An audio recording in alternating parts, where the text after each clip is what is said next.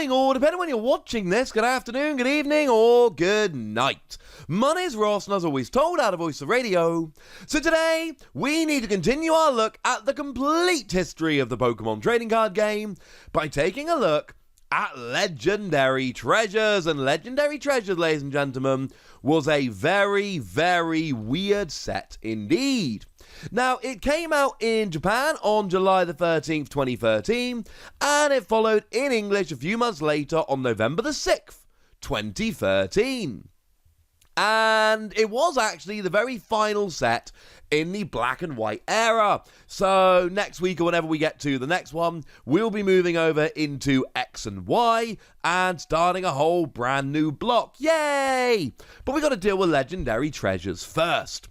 And, well, it was largely a reprint set, I'll be honest with you. There were very few new cards, and even the ones that were new, most of them weren't good. The good news is that the reprints had amazing alternate art, and the vast majority of them were alternate art reprints. So if we take a look at this Tepig, we've got a boy kind of giving his Tepig a cuddle, and that's quite lovely. If we look at Pig Knight, the boy's a little bit older, a girl has come and joined them, and the Tepig has evolved into Pig Knight. And then when we see Emboar, the family has grown quite a bit. It looks like the kid has grown up and got married and had a kid of his own. And then there's an Emboar sitting there. It's one of these where a story is told through the cards. It is absolutely beautiful and wonderful. I couldn't love it much more. We could look at, for instance, Empoleon going along with Trubbish and Fione. And then Fione coming out the water to wave at Trubbish. And then we've got the Trubbish standing on the trash pile with the Wingull all running around. So there's a little bit of kind of storytelling going on there as well, although not quite as cool as the Emboar. The Emboar line, as far as I'm concerned, is the real highlight of this particular set. They are among the best cards we've ever seen. They are phenomenal. Incidentally, this Emboar is a reprint of the one from Black and White that lets you attach as much fire energy during your turn as you like. And it's the one that won Worlds. So it's like a legitimately great card with absolutely phenomenal alternate artwork, which, as far as I'm concerned, is significantly better than the original art. Although by this point we did also have the promo artwork, and we had the shiny version, so Emboar basically became one of those rare cards where you could play a 4 of, because you're limited to 4 in your deck, but all 4 of them could be different artworks. Incidentally, the ones that weren't alternate art were the EXs. The EXs were there were a few reprint EXs, including Mewtwo and Darkrai, that were extremely relevant because they were going to rotate out. And they were just exactly the same. It was only the set symbol that was different. But in the same booster packs, as well as Legendary Treasures, you also had the Radiant Collection. Look at the Piplup! Seriously, how amazing is the artwork on this Piplup? Now, the Radiant Collection was a separate collection which was numbered separately. There were 25 cards, and you would get them in booster packs of Legendary Treasures. So you'd get a couple of Radiant Collection along with your regular cards from Legendary Treasures. And they were all special holo cards. And I'm going to be honest with you, I am not doing them justice showing them to you in this video. If you've got any Radiant Collection cards, go and remind yourself. If you haven't, these are the kind of ones you want to be picking up. They're not all terribly expensive, but they are absolutely beautiful. Take a look at this Ursaring artwork. That's the kind of level we're talking about here. It is phenomenal. Now, there were a couple of EXs that were reprinted here with the style. There was the Shaman EX that had Revenge Blast. And we had the Mew EX that had Versatile, letting you copy a bunch of attacks.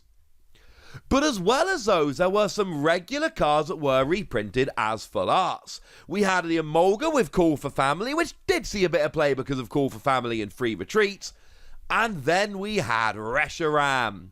Look at this Reshiram. I know. Absolutely over the top, ridiculously amazing.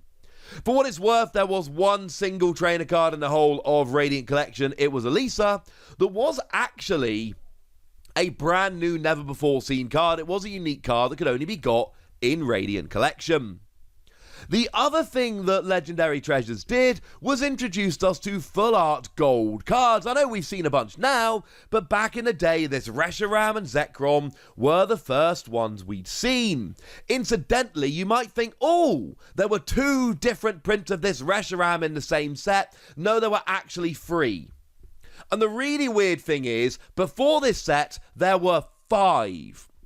Yep, there were 8 different prints of this same Reshiram. So you could play 4 different prints in your deck and you would still only be using half the ones available. That was a little bit weird.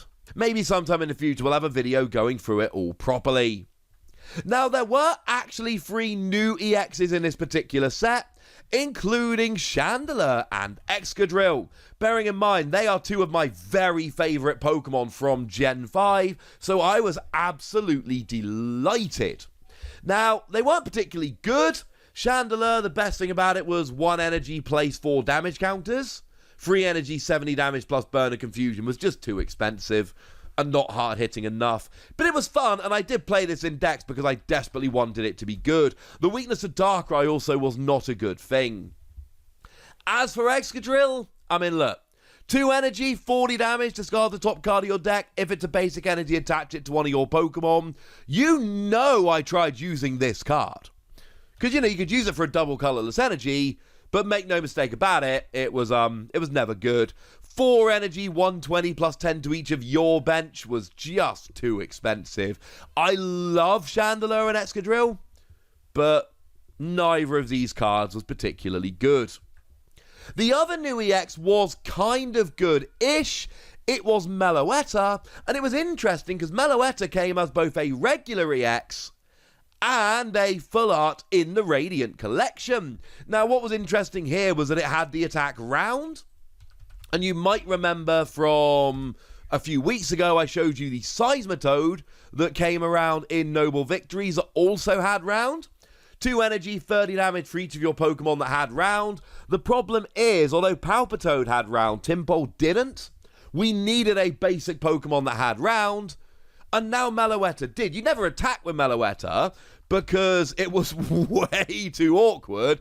Nobody's actually putting 3 Psychic Energy on this to use round, but you would put Meloetta on the bench just to power Seismitoad's round. Of course, having 110 HP and giving up 2 prizes was, I think far from ideal would be a polite way to put it. Now, one of the really cool things here was that the pre-release promo was Tornadus EX. I know, they actually gave Tornadus EX away as a pre-release promo. Incidentally, it was the really good Tornadus EX, the one that wasn't the Plasma Pokemon. The one that, this is the one that I used to grind into the World Championships, so this is a card that always holds a special place in my heart.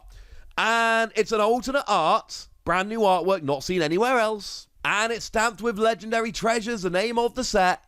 It's so cool. Now, what is really weird here is that this was the first time this had ever happened, and the last time that this ever actually happened. Never happened before, never happened since. That we actually got an EX, a chase card, as a pre-release promo. We've never had GXs or anything along those lines. This really was a one-off. And this was kind of like the last set of Black and White. It felt like a celebration of Black and White. And just doing this as a pre-release promo was kind of cool. Obviously, we then did have the pre-release box, and I'm sorry, I have to say it every time. Usual heads up that these pre-release boxes are incredibly flimsy, and they will break down the seams if you use them for any period of time. But they're cool and collectible. If you buy them, try and buy them flat packs. That's how they came. That is by far the best way to buy them. Oh yeah, and there were no theme decks. Like, literally no theme decks. This was the first time since Neo Revelation in September 2001, yes, that was 12 years prior, that we had a set that didn't have theme decks. It was only the second time it had happened, and until theme decks got discontinued recently in the Sword and Shield era, it never happened again. This was the second and final set that didn't have theme decks until they stopped theme decks for me, as I record this quite recently in the Sword and Shield era. Hopefully you guys are listening years in the future, and who knows what's happened at this stage. We might have even had a playable Mamoswine. A man can dream, ladies and gentlemen. A man can dream. Obviously, when it comes to the most expensive cards, it's the Gold, Reshiram, and Zekrom. The pull rates for them were absurdly low. So, yeah. Also, with this being a reprint set, a lot of players didn't like it. Collectors loved it. My local game store at the time, Chimera Games in Nottingham, they were stocking this literally for years after it was the new set. Because kids coming in, like the pull rates for regular EXs, Radiant Collection, etc. were nuts. You didn't get the gold cards. But in terms of a random kid buying a random booster pack, this had about the coolest pull rates you'll see. Very popular amongst kids, not popular amongst Pokemon players. And while we're here, if we look at the best card, Spiritomb. That's basically it. It's about it. Spiritomb. That was the good card. Now, to be fair, Spiritomb was a really good card. It had the ability Sealing Scream that said each player cannot play A-spec cards from his or her hand. Now, obviously, if you're going up against something like a Genesect deck, which is super reliant on G-Booster, we talked about that before. If you didn't have G-Booster, your deck was a shadow of its former self. And this would stop you playing G-Booster. You could also just do weird things, like if you were playing Computer Search and your opponent was, you could just play your Computer Search, and as soon as you've played it, whack down Spiritomb so your opponent can't use theirs. It was mainly used as kind of a hard counter for things like G-Booster that players really relied on, or Life Dew was another one. There were cards that could reuse Life Dew, things like Sableye, that could recover it. And so you would use Life Dew over and over again, so you never gave up a prize. This, again, was a really good counter to stop your opponent playing Life Dew over and over again and keep denying prizes. It was a one-of in a whole bunch of decks. It was a legitimately good card. And honestly, it was the only legitimately good card in the set that wasn't a reprint. I mentioned Meloetta making that round deck with Seismitoad, but come on, it's 100 HP 2 prize giving up Pokemon. Round was never a particularly good deck. I could mention Elisa, like I did a moment ago. That was a new card. Let you search for free tool cards and put them into your hand. So, obviously, these tool drop decks that relied on having a lot of tools on the field. People used them. It was teched in. But it wasn't like tool drop needed this card to be successful. It was a fun occasional tech, specifically in tool drop decks. But that was about it. Cedric Juniper was a new card, and Cedric Juniper was awesome. You put a Pokemon from your hand face down in front of you and you told your opponent its name. Your opponent then had to guess the height. If your opponent guessed right, they drew free cards. If your opponent guessed wrong, you drew free cards.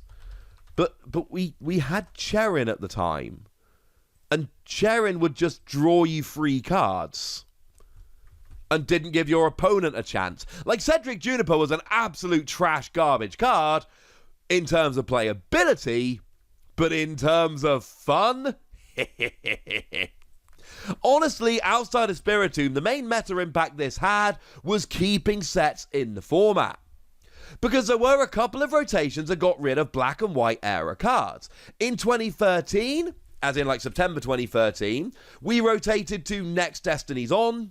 And in 2014, we rotated to Boundaries Crossed On, which meant that some of these reprints actually would keep cards in the format. So there was a reprint of the Victini from Noble Victories that should have rotated in 2013, but was kept in for 2 more formats because of this. Similarly, the Emboar from Black and White was kept around for 2 more years. The Mewtwo EX from Next Destinies, the Garboda from Dragons Exalted, the Darkrai EX from Dark Explorers. These are all cards that should have rotated in 2014, but were kept around for an extra year because of reprints in Legendary Treasures. So honestly, that was the biggest impact it made on the format, was the fact that it actually kept some of these cards from rotating when we would usually expect them to rotate. In terms of the top decks from the set, Round was the only real deck that came around. It was Meloetta and Seismitoad, and I've already mentioned it. It just wasn't a good deck. It had a really flimsy 2-price Pokemon on the bench. Your main attacker was a stage 2. It was just awkward. It was really fun at League. It was a good teaching deck. It was great for newer players. But if you actually went to a proper tournament with Round, good things generally didn't happen. So there we go, ladies and gentlemen. Bit of a shorter video today. I'm not going to show you all of the alternate art reprints. You can go and check them yourself at websites like Pokemon Card, PKMNcards.com, things like that. Cerebi.net's got them all. I just wanted to tell you the story of the set, and I feel comfortable that I have. But now it's over to you guys. Tell me what you think about all of this in the comment section. Go nuts! Be nice! And then make sure you like this video, subscribe to this channel, follow me on Twitter at TheWasi, and Twitch for some live action at twitch.tv/PTCGRadio. If you want to support the channel, get some bonus podcasts and all that good stuff, head on over to patreon.com/PTCGRadio, where you can do exactly that. But by far the most important thing as always, look after yourselves till next time, would ya? Thank you very much for watching. My name's Ross, and you've been watching PTCG Radio.